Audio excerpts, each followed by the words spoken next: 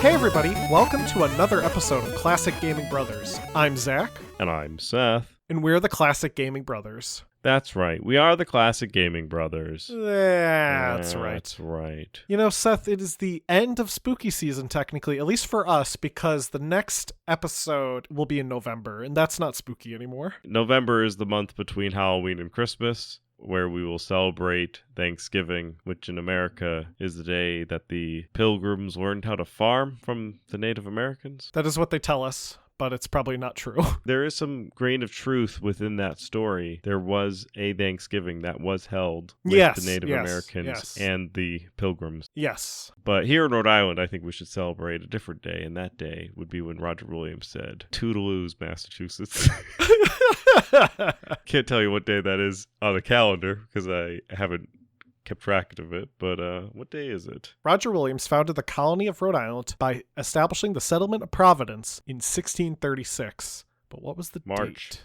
March. He was banished from the Massachusetts Bay Colony. Wait, no, maybe that's when he died. It was March. 1635. Yeah, he got kicked out. They said, "We don't want you here anymore." He was banished October 9th. October 9th. 1635 was when he was banished, and I assume he got himself a colony shortly thereafter. So maybe this right around this time would be our true Thanksgiving. I like that they kicked him out, but they didn't really kick him out that far. Well, they kicked him out of the colony. Right, but he still didn't go that far. No, I wouldn't either, right? You'd just be like, "Where's the border of the colony? Okay, have I left it? All right, and now I'm here. And this is my new colony."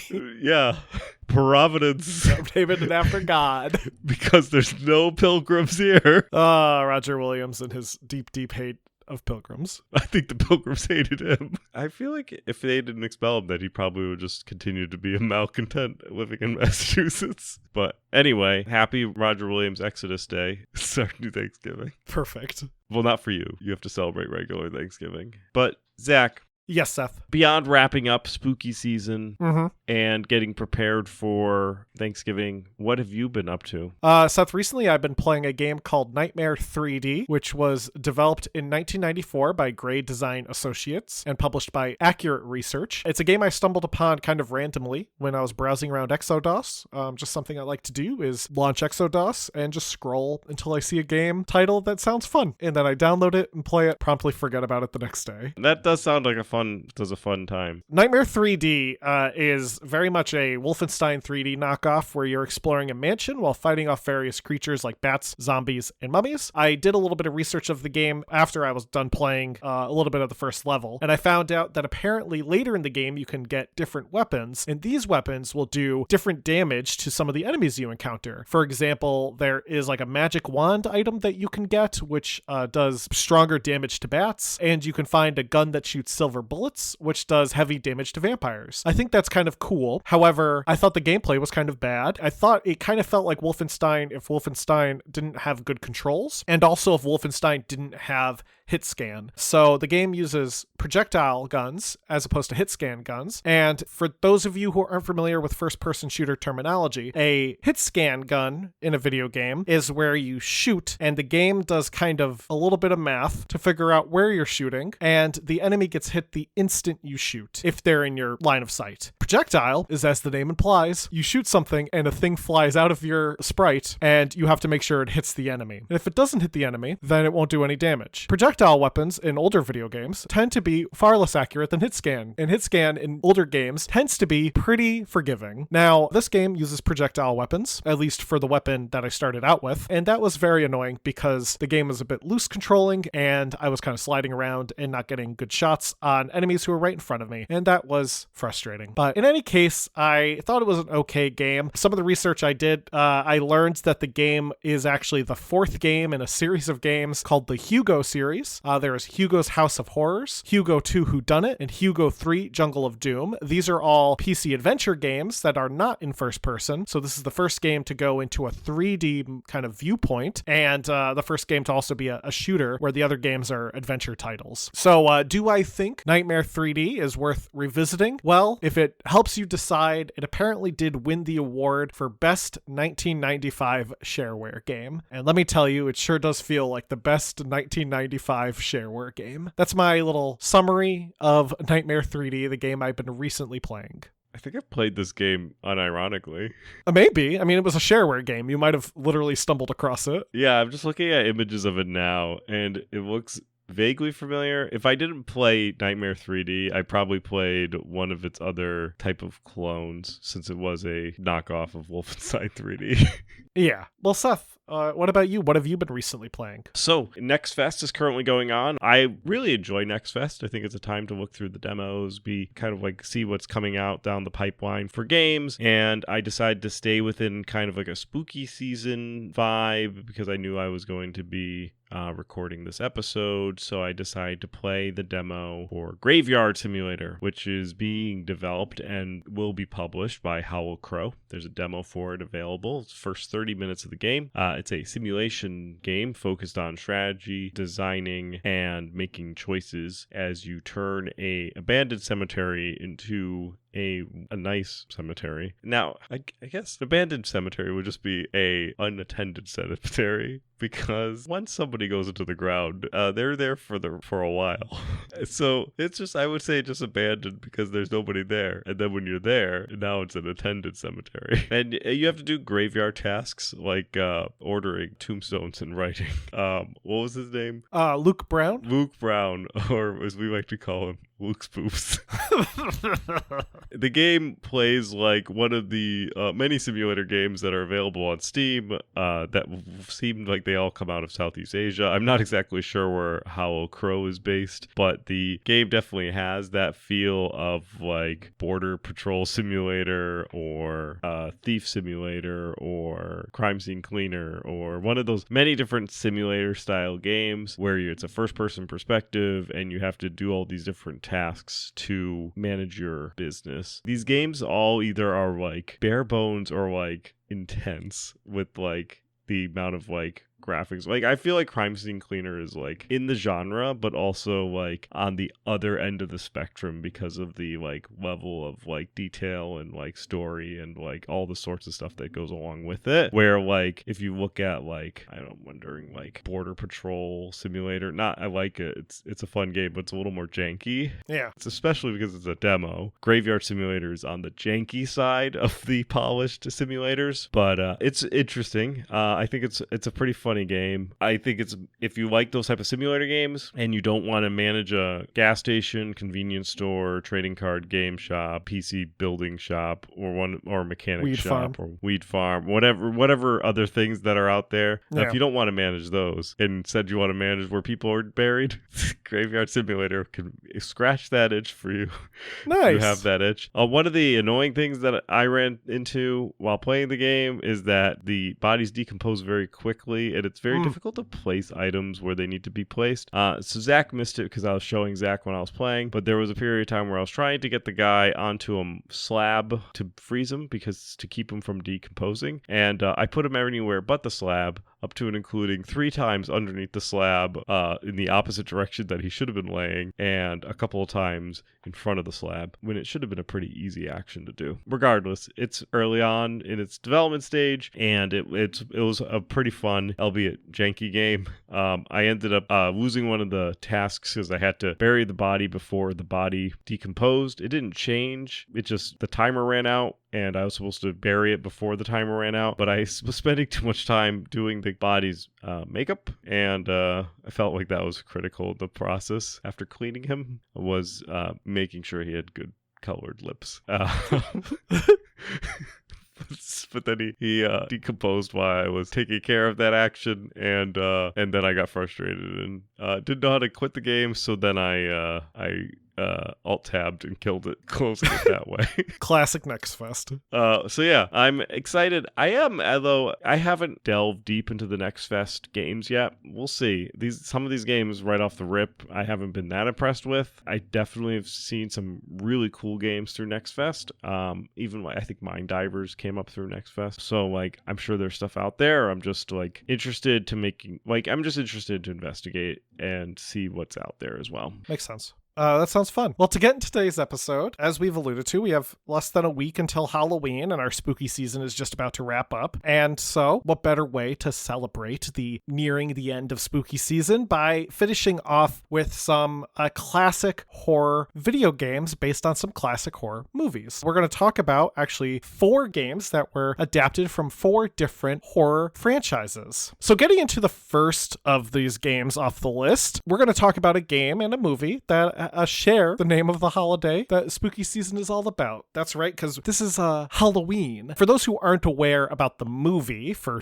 some reason, Halloween the film was originally released in 1978. Directed, co-written, and scored by John Carpenter and produced and co-written by Deborah Hill, Halloween tells the story of Laurie Strode, a babysitter who is stalked by a masked killer named Michael Myers. Through an opening sequence for the film, you learn that Michael Myers was involuntarily committed to a psychiatric facility after he brutally murdered his entire family as a child. So Michael Myers has some anger issues and decides that he's going to wear a William Shatner mask and kill some babysitters. One of those babysitters being Laurie. Also in the movie, one of Michael's doctors, Dr. Sam Loomis, is on the path to track down Michael and stop him any means necessary, which for Sam Loomis includes carrying a revolver around, which I don't think most doctors do. Dr. Sam Loomis knows there's only one way to stop Michael Myers, and it wasn't therapy. And that's the movie. Yeah, my wife and I, we watched Halloween recently, a couple of years ago. We watched it for the first time. It definitely has aged.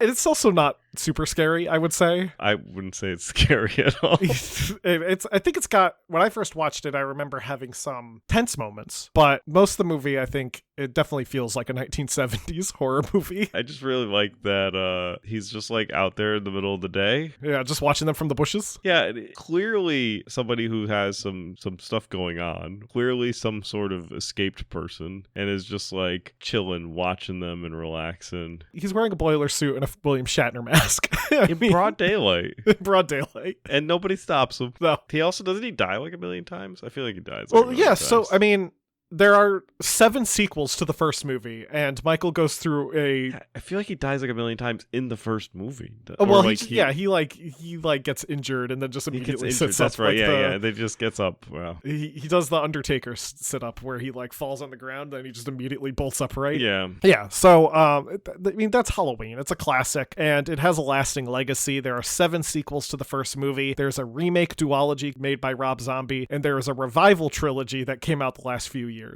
So there's a ton of Halloween films. Halloween was also a box office smash. It earned about $70 million on release off of a $300,000 budget. So it was also a pretty low budget film when it was in production. Because of the fact it did so well, it's not entirely surprising that a video game was adapted from it. I would say it was a little surprising that that game was made for the Atari 2600 though in 1983. The game was designed by Tim Martin and Robert Barber, who previously worked for the company Games by Apollo that had gone bankrupt the year that they decided to make this Halloween game. Per a Giant Bomb article, the two would be joined by Cash Foley and start a company called Micrographic Image, where they would start putting out games for both the Atari 2600 and Atari 8-bit line of computers. One of these games that they would create would be Halloween, which would go on to be released by Wizard Video Games. Wizard Video Games is interesting in its own right, as Wizard Video Games was not a video game company. They were not a publisher. They were in fact a subdivision of Wizard Video, a VHS distribution company that released B-movies and schlock horror. Like some of the tapes that they had released at this point were The Texas Chainsaw Massacre, which put a pin in that one, Zombie 2, and I Spit on Your Grave. Zombie spelled with just an I, or is there? Yes, that is Zombie spelled with an I, because that is the Italian film, Zombie 2. Yes. Which was a unofficial sequel to Night of the Living Dead, which in Italy is called Zombie. And just when we say zombie spelled with an I, I, meaning there's no E at the end. Yeah. Now, Wizard Video was known for their schlock releases. Actually, part of their appeal was that their VHS tapes were larger than the average slipcase and also contained incredibly detailed artwork for the release. But it is a little odd that they decided to get into video games and they would only release 3. The release for Halloween for Atari was pretty low budget. In fact, not all the cartridges even had a proper label, which a lot of them simply having a piece of masking tape that had Halloween written on it in marker, which for a Halloween game makes a little bit of sense. Just makes it a little more spooky. Because of this, the Halloween game is often considered a holy grail for Atari collectors and can fetch quite a bit in today's market. Price charting has a current loose copy value around $450, while a complete copy can fetch up to around $1,100. The game itself is fairly simple. You, unfortunately, do not play as Michael Myers. You play as a babysitter, presumably Laurie Strode, but it's not actually noted in the game. Also, the killer is not noted to be Michael Myers either, which is very funny. The game is called Halloween. The music is Halloween themed, but none of the instruction manuals for the game refer to any of the characters by their names in Halloween. So it's just babysitter and killer. Yes. So as we said, you play as a babysitter, presumably Laurie Strode, who is trying to save children from a knife-wielding killer, who is presumably Michael Myers. The more kids you save, the higher the score you get. Oh, kind of like that Michael Jackson game? No, whoa. Though there is a Michael Jackson game where you have to save children. Moonwalker.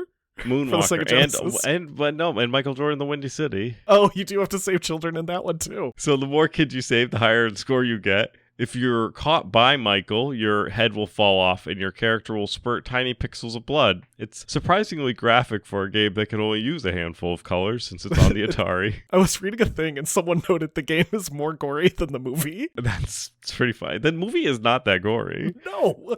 The game also features a fun recreation of the theme song.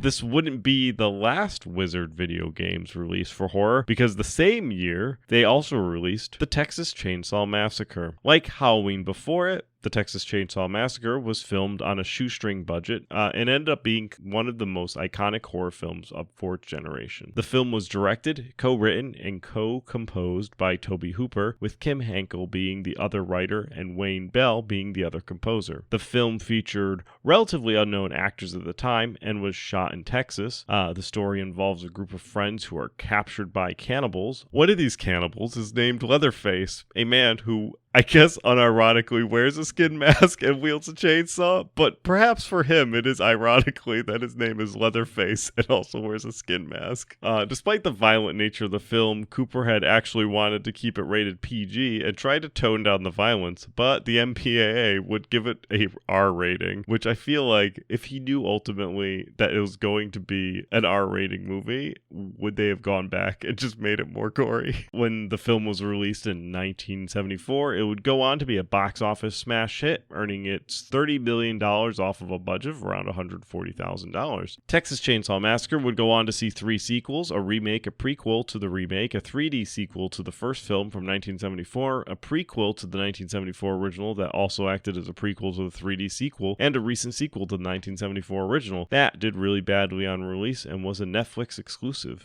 Leatherface has gone on to become an icon in horror, and so it makes sense they would make a video game. Leatherface is one of those characters' faces that you often see when you see those campy horror billboards for, those sketchy Spirit Halloween stuff. Spirit of Halloween's, or those, town sketchy Halloween hayrides, haunted hayrides. Scare factories. The video game that they would go on to make for Texas Chainsaw Massacre was developed by VSS Incorporated, video software specialists, who were based out of Dallas, Texas. According to a website for the Game Developer Research Institute, the company was founded by former employees of Games by Apollo, specifically Terry Grantham, George Cocarudo, Mike Smith, and Ed Salvo. Salvo would be the one who would develop the Texas Chainsaw Massacre game. Now, Texas Chainsaw Massacre is interesting because, Seth, unlike in Halloween, where you play as the babysitter. In Texas Chainsaw Massacre, you do play as Leatherface. Because in Friday the 13th, you don't even play as Freddy Krueger. Yeah. So you play as Leatherface, and you have to kill random trespassers who go on your property while avoiding obstacles,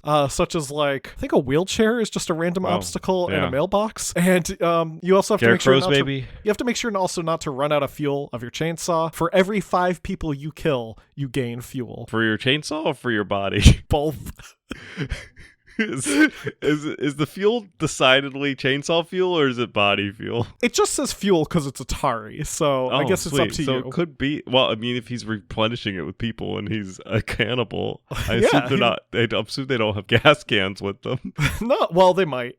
Maybe they're That's all running true. around with gas cans. It's like Left 4 Dead, where you have to run the gas cans from one point to the next. Oh man! Both Texas Chainsaw Massacre for the Atari and Halloween for the Atari sold incredibly poorly for a lot of reasons. One being that they were both based on horror movies, and game stores didn't want to carry them because they were like, well, horror movies are scary, and we like to sell games to children. So there's decidedly an audience that watches horror movies all year round. Yes. However, horror movies are kind of like Christmas movies. Yes. And the general population don't start really watching them until October and then end watching them at the end of October. So it's like, not only do you have to try and get these movies out, but like, I don't know if a game store would be like, oh, you need me to sell a horror game. Just like they wouldn't sell a Christmas game. They're like, I'm not going to sell it. I'll sell a game around Christmas, but I'm not going to sell a themed Christmas game. Reportedly, and I couldn't find any real verification for this, but reportedly the retailers who did carry it would keep it behind the counter, so you could only buy the game if you asked to buy it, which also limited its number of sales. Right, because this also ties to a rated R movie, which if the game was going to be similar, like restricted, they didn't want to sell that either, because that could be, it's like selling alcohol to a minor, except far less legal implications. And another reason these didn't sell well is because this was 1983, and the video game crash was just about to hit, so it's very possible people also just weren't buying video games in general, and, 2 horror movie adaptations would not be top of their list for games that they would buy. Video games based on slasher films didn't stop with Atari. In fact, the NES has 2 licensed slasher film based video games. One of these would be Friday the 13th. The game isn't really based directly on the first film. It actually combines elements from the IP as a whole. And there are actually 2 Friday the 13th games that we're going to talk about. One of them was not for the NES. The first movie in the franchise, Friday the 13th, was directed by Sean Cunningham and written by Victor Miller and released in 1980. Filmed on a pretty low budget of about $550,000, the film was largely made as a response to the success of Halloween. In fact, Cunningham had tried to get the film optioned by putting out an ad in Variety asking for someone to fund the movie, despite the fact that it was still being written at the time. He didn't even have a final script yet, but if you read Variety at the time, you could have been an investor in the original Friday the 13th. The ad must have worked, though, because a bidding war would start between Paramount and Warner Brothers, with Paramount earning the domestic distribution rights and Warner Brothers gaining international distribution. For those out of the loop, Friday the 13th takes place at Camp Crystal Lake, a summer camp where camp counselors arrive early to get the place ready for that season's campers. While the campers are setting up and doing teenager things, they begin to be hunted down one by one by a mysterious masked figure and killed. And as a twist, this figure is an older woman named Pamela Voorhees, who had been getting revenge on camp counselors due to her son, Jason, dying back in 1957 when he drowned while camp counselors were not paying attention because they were too busy having the hanky-panky. The second twist reveals that Jason may not have drowned. There's this very famous scene at the end, it's very corny, where one of the characters, like the survivors, is imagining herself on a boat, and all of a sudden this like dead zombie child bursts from the water and pulls her down underwater, and then she wakes up and she's like, did they find the boy? And the police are like, we looked through the lake, we never found a body. So Jason may have survived. And yes, he certainly did, because it became a massive franchise. The original movie made around $59.8 million at box office and spun off into 11 films and a remake. All of the films following the first featured Jason himself as the killer, not Pamela, mostly because she dies at the end of the first movie. Jason, as the killer, is this hulking figure who wears kind of waterlogged looking clothing, sometimes like a flannel, and also a very distinct hockey mask. There would be 2 games based based on Friday the 13th. These were both released in the 1980s, and the first was a Commodore 64 game that was also released on the Amstrad and ZX Spectrum called Friday the 13th, the computer game, and developed and published by Domark. I just really like these I like 1980s video games on franchises where they have to specify that the game to clarify that there is a game, and not like somebody buying this and bringing it home and being like, I thought this was the VHS. This isn't a movie. And I'm sure still people did that, but I just like that a lot of games that came out during this time were like ABC franchise, the computer game, or the video game. The game itself is loosely based on the plot of Friday the 13th Part 2, so the main antagonist is Jason, not Mrs. Voorhees. You're not being chased around by an old lady. Does that happen in the movie, right? The first one, yeah. Jason's not the original killer, as I was explaining. Oh, yeah. It's Pamela Voorhees is the first killer. Jason doesn't show up until Part 2. Which is another movie? Yes. But it's not the sequel? No, it is the sequel. It's just called Part 2. Is there a third one? Yes, there's 11. Is the third one called Part 3? I'm pretty sure. Or is it the third movie? No, the third movie is called Part 3. Nice. The fourth one's called The Final Chapter, which is a lie, because there was more sequels.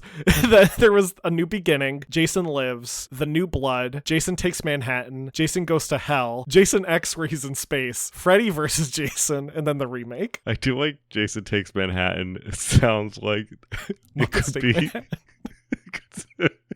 could be like a companion piece to Muppets Take Manhattan. Yeah. When the game was announced by Domark, they held a press conference in the Ye Olde Cheshire Cheese pub in London. They gathered the journalists down in the pub cellar, and Dominican Wheatley, the Domark's co-founder, burst through the door dressed as Jason, and he wielded a meat cleaver. The game became a subject to controversy in its advertisements, with some magazines refusing to run ads, while others would prominently feature Jason on their cover. And when asked about the controversy, Wheatley apparently stated that many X-rated films are accompanied by books which are often more vivid in their descriptions, and yet under 18s can buy those. We are trying to amuse people. Friday the 13th will not incite anyone to run around and hurt someone. The game was released with packaging that included capsules of fake blood, but these would be omitted in future releases. And to promote the game, Domark ran a trivia contest where winners could go on a ghost hunting trip in New York. And he was British based? Yes. I would only want to go on this ghost hunting trip in New York if Domark figured out the spot. The game itself features you wandering around both inside and outside of the buildings, trying to avoid getting killed by Jason. Oh, what a shocker. A horror game where you're not the villain. Jason will often be disguised as an NPC, but I mean, ultimately he is an NPC. He's disguised as other NPCs. But if he is hit, he will show up in black. You can pick up weapons like a machete, pitchfork, or a chainsaw that can be used to fight against Jason. The game also features plenty of gore, such as an image of the main character with a machete embedded in their head and when they are killed by Jason. On release, the game did pretty badly. Most reviewers at the time gave it low scores, with ZZap64 that gave it a 13%, Commodore user gave it a 1.5 out of 5 stars, and Sinclair users giving the Spectrum version 2 out of 5 stars. And in one review from Crash Magazine in 1987, they called it the worst tie-in ever, which, to be fair, we didn't start getting good movie tie-ins until like Spider-Man on the PlayStation 2. I think that was like the first good movie tie-in. Now, the other game based on Friday the 13th would be the NES game developed by Atlas. Atlas is a fun company and definitely due for an episode on their own. They were founded in 1986 and are currently a subsidiary of Sega. While their games that originally came out to the US were not, I don't think, entirely well remembered. They put out like the Karate Kid game that came out on the NES, or Rockin' Cats, which I think is a good game, but I definitely forgot that name when I saw it. But their big claim to fame would be when they would start developing the Megami Tensei series, which spun off into the Persona series. So Shin Megami Tensei and Persona, these are all Atlas titles. However, again, that's a story for another episode. Needless to say, Atlas wasn't a stranger to developing games for Nintendo. When the game was developed, Friday the 13th, Atlas's founder, Hideyuki Yokoyama, would serve as the game's supervisor. At the time, he was also supervising releasing 8 other projects, which I'm going to assume might have led to this game not being quality. Playtesters at Atlas complained that the game was incredibly difficult, but also noted this was being done intentionally as it was intended for a US market. They knew it was going to be a rental game, so they were told to make the game difficult. Despite being developed by a Japanese company and Japan being familiar with the franchise Friday the 13th, the game was exclusively released in North America. You play as one of 6 camp counselors in a side-scrolling viewpoint as you travel around Camp Crystal Lake fighting off various zombies, crows, and wolves. None of these things are ever a problem for characters in the movies, by the way. You never encounter zombies in Friday the 13th movies. I guess Jason is arguably possibly a zombie. It's never really clear. He's just a big guy with a machete and a hockey mask, and he also could be dead. But in either case, you don't typically see zombies in these movies. You start off with a rock, and when you throw the rock, it goes in an arc, so you often miss the target you're throwing it at. You can upgrade your weapon to a better weapon, though occasionally you'll accidentally pick up the rock again, and then you're back with the bad weapon. A timer also appears counting down when Jason will kill a counselor, so your goal is to find him before he kills one off. The final boss of the game is Jason Mother's head, who flies around and attacks you. Again, that does not happen in the movie. If you get a game over, the screen reads, "You and your friends are dead. Game over." What else needed to be said? I think also if Jason kills all the counselors before he kills you, it says all the kids were wiped out. Oh, that's fun. Famously, the AVGN riffed on this in his typical style, and I'll drop a censored version of the AVGN's take on the Friday the 13th ending screen. And what if there was a sequel? It would have to say something even worse. I got it. I got a good idea what it should say. It should say, "You're dead, your friends are dead, your family's dead, your pets are being skinned alive, your mom's a you suck at life, the whole world hates you, you're going to hell, live with it. Game over."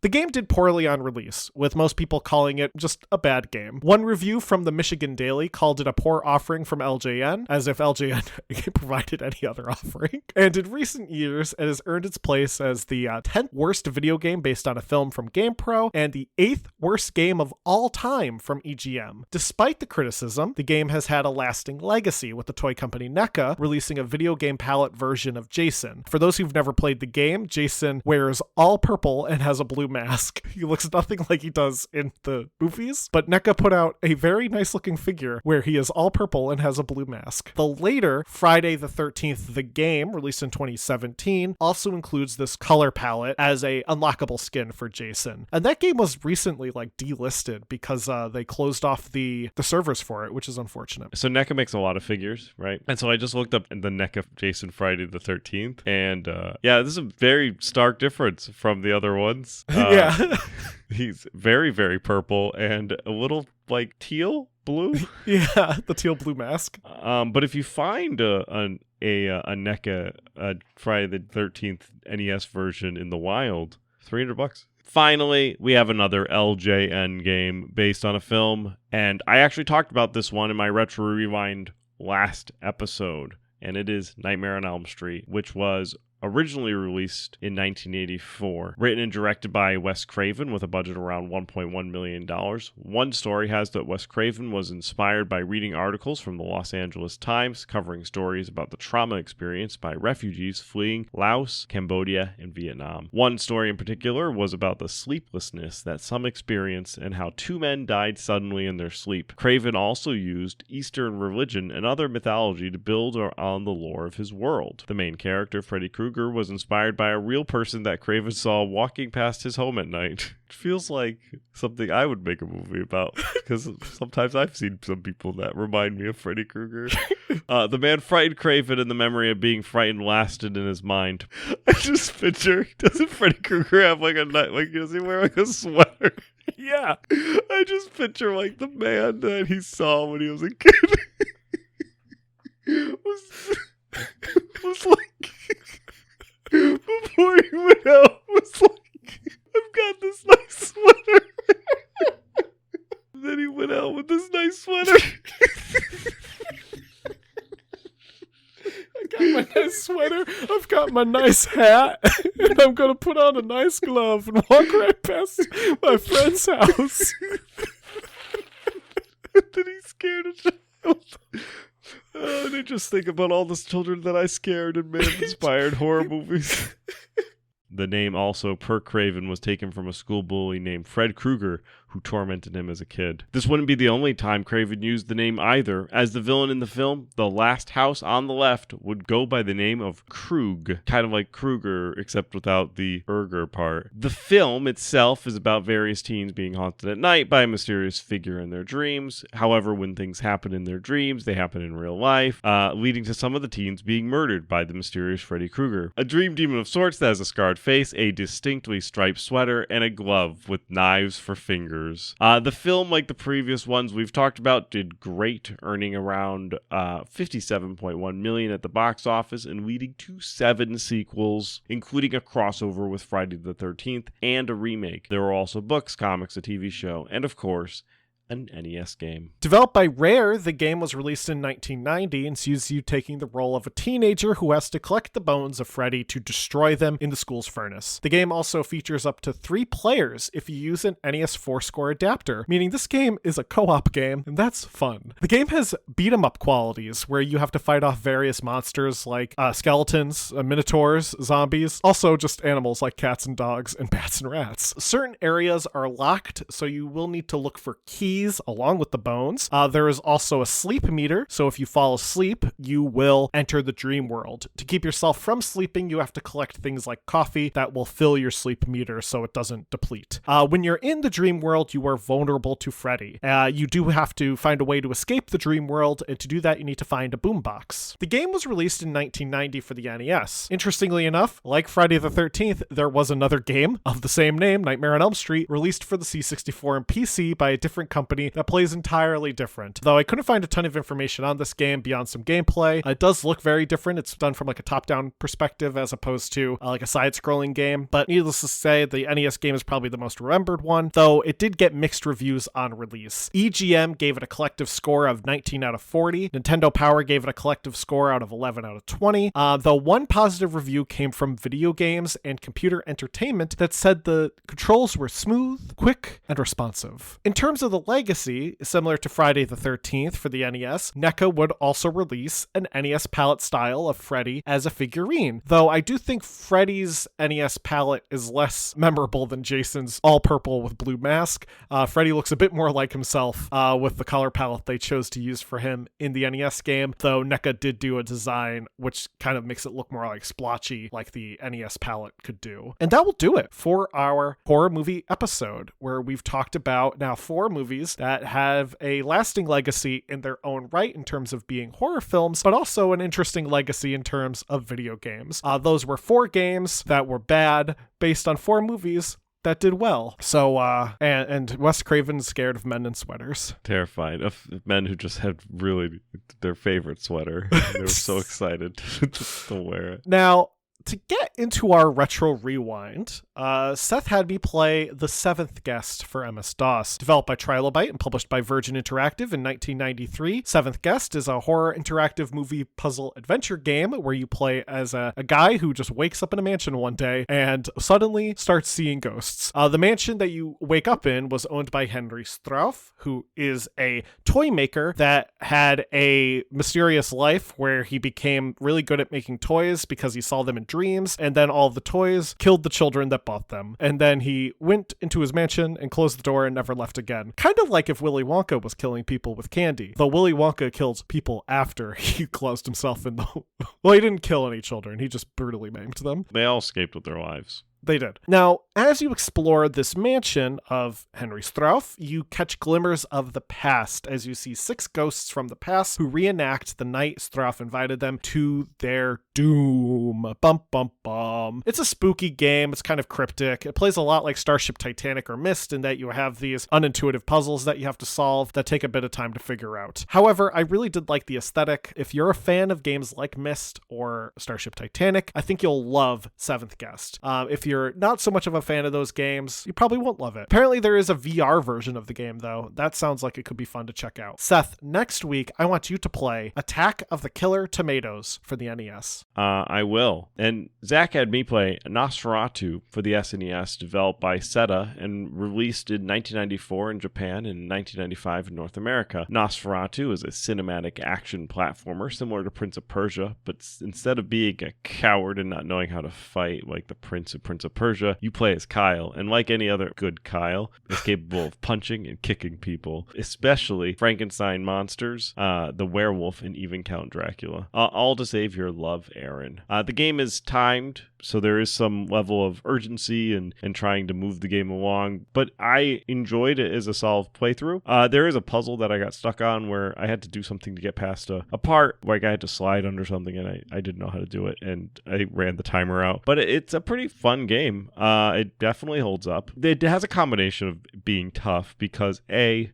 you're timed. B, it's a slow cinematic platformer, and C, there's no password or save functionality. So the game just is overall a kind of a difficult combination, but it's 2025, so you can have save states and all that jazz now. But it's definitely, if you like Prince of Persia, especially OG Prince of Persia, you'd probably really enjoy Nosferatu. I certainly did, and I think it holds up. Next week, Zach, you could play Alfred Chicken for the NES as we move away from horror games and move into food games, because we'll be going into November, which is Thanksgiving. Perfect. Well, Seth, thank you very much. I'm excited to play that. With that, I want to thank everyone for listening to this episode. If you have any fun memories of playing any of these horror games or watching these movies for the first time or watching them recently, let us know. You can do so by emailing us at classicgamingbrothers@gmail.com. We're available wherever podcasts can be found via Podbean, iTunes, or iHeartRadio. We're also available on social media, Classic Gaming Brothers or CG Brothers Pod. We're of course available on YouTube and Twitch, Classic Gaming Brothers, and our website, www.classicgamingbrothers.com. With that, Seth, am I forgetting anything? Don't play games like my brother. And don't play games like my brother. I've been Seth. And I've been Zach. And we've been the Classic Gaming Brothers. That's right. That's right.